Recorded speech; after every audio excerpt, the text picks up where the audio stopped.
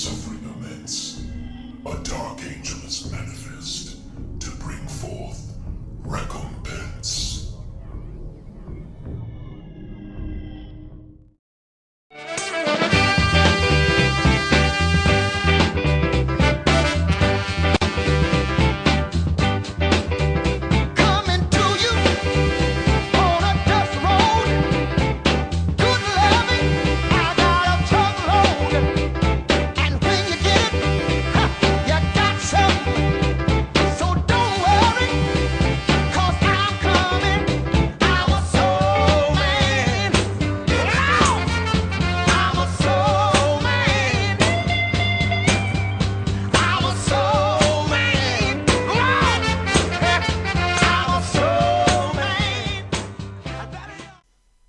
If you're not at all familiar with the Legacy of Kain franchise, you've been missing out on one of the most intriguing, dark, fantastically written, and even better voice-acted franchises that the gaming industry has ever had to offer.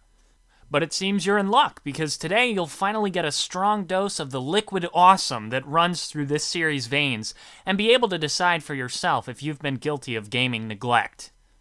The true beginning of the Kain legacy starts with a game called Blood Omen, but my exposure started with the sequel, Soul Reaver, and that's where we'll be picking things up. In fact, up until about 2 months ago, to my shame, I'd never even played Blood Omen. Now that I have, I still find Soul Reaver to be the superior experience, at least on a gameplay level, but I must acknowledge I've only played about 5 hours of Blood Omen. I lost patience and went online reading that the game would take close to 35 to 40 hours, and I just don't have that kind of time or attention span these days. Blood Omen is an overhead hack-and-slash RPG where you take the role of the title character, Kain. Soul Reaver is a third-person action-adventure and puzzle game where you take on the role of the first vampire-turned-undead vengeance ghoul that Kain created called Raziel. If you love a plotline that makes you think on philosophical, religious, and logical levels that very few other games can claim, this is the franchise for you. If you love the games that break the mold and do something different, this is the game for you. Soul Reaver is a story of betrayal, vengeance, and destiny versus free will. Heavy stuff. It's kind of like Julius Caesar with vampires. Or wait, well, Julius Caesar dies in that play, whereas Kain is the one who killed... Oh, okay, well, it's like Julius Caesar with vampires if Julius Caesar killed Brutus, and then Brutus came back from the... You know what, screw it.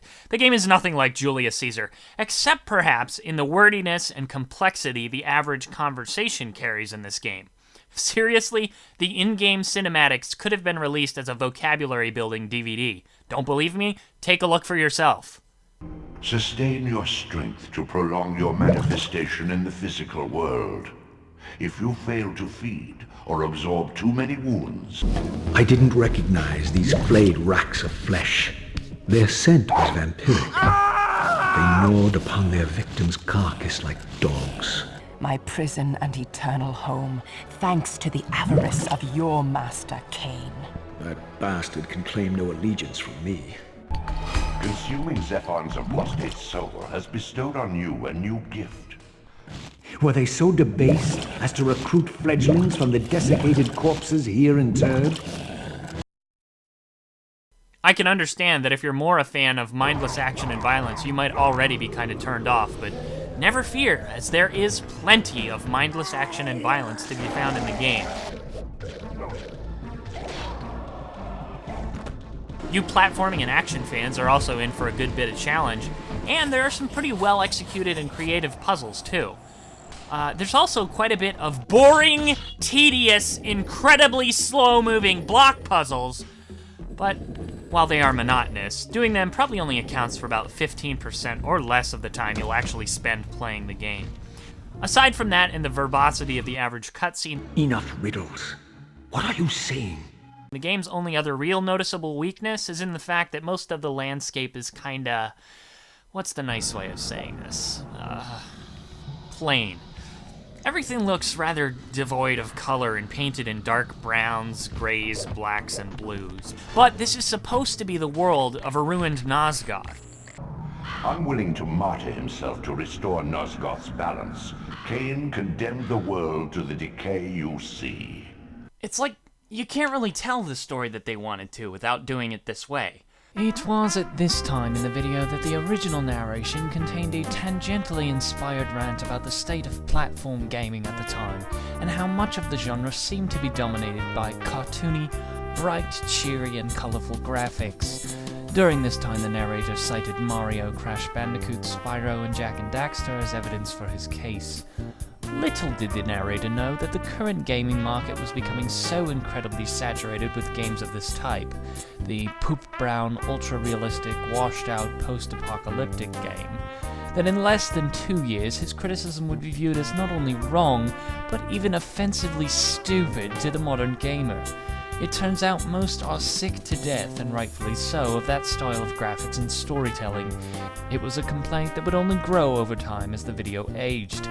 While the level of complaint against it never quite reached the likes of the Christian Nintendo nerd, it was worth addressing. One thing it seems many did not understand, however, is that it was also a joke, or gag. The reviewer becomes so enraged over the opinions of others who enjoy, quote, kiddie-style games, that he begins to sound as though he is being possessed by a demon, culminating with a verbal threat of devouring his audience. The idea was that the writer was slowly becoming like Raziel over time as he reveled in the wonderful world of Nosgoth. It was a truly hilarious gimmick, and an utterly brilliant, not at all entirely stupid idea. As you no doubt can attest, the humor that was found in it is probably that much more increased when the original writer takes the time to explain it to his audience. As we all know, a joke or gag is always made funnier when the misunderstood writer or performer takes the time to explain why it's funny. This is of course doubly true when it is done in a fake British accent underscored by elevator-style music, and a real missing graphic is shown on screen. And now I've become far too meta for my own good. Soul Reaver begins with a cinematic anyone who has had familiarity with my YouTube page should recognize. To this day, it remains my favorite FMV sequence from any video game, because I've never experienced a video that so easily sucked me into the world it portrayed than this did in a mere 2 minutes' time. Kain is a demonic-looking vampire king who we learned sired Raziel and his 5 vampire brethren, most of which we'll be exposed to in the game. Kain originally created them to serve as his loyal soldiers and clan leaders, ridding the world of the menace of humanity all in Kain's name, and Raziel has done so for a millennium. We learned that over the years, as a vampire, Kain would go into a state of change, I'm guessing much like a really evil demon butterfly, and would emerge with a new ability, and then sometime after, his vampire brothers, or, well, children really, would receive that gift as well. But on this fateful day, Raziel comes forward revealing that he's grown a pair of wings. He's the first one to actually surpass Kain on the evolutionary scale. Despite the fact that Raziel appears humble before him, Kain is visibly livid and tears them, sending Raziel sprawling to the ground. Now, as if destroying the wings wasn't bad enough, Kain has 2 of his Syrees carry Raziel out to what's called the Lake of the Dead, which Raziel tells us was Kain's punishment for traitors and weaklings. And they just toss him in. Just cast aside this brother who has valiantly served their master for 1,000 years into this nasty-ass green swirling toilet. What is this stuff? Acid? Ectoplasm? Actually, I think the consensus is that it's like a swirling vortex of the souls of the dead, but this is just so incredibly messed up. I mean, wasn't breaking his wings enough? Raziel didn't do anything to deserve this kind of punishment. I mean, the first time I watched this, I'm just like, whoa, this is hardcore. Then I'm like, wait a second, I'm dead already? Who do I play as? But, I'm still alive? Sort of. I don't even know what the hell's going on, but Kain, do you know what I would like to do to you? Yeah, I know what you'd like to do. You'd like to find the guy that did it.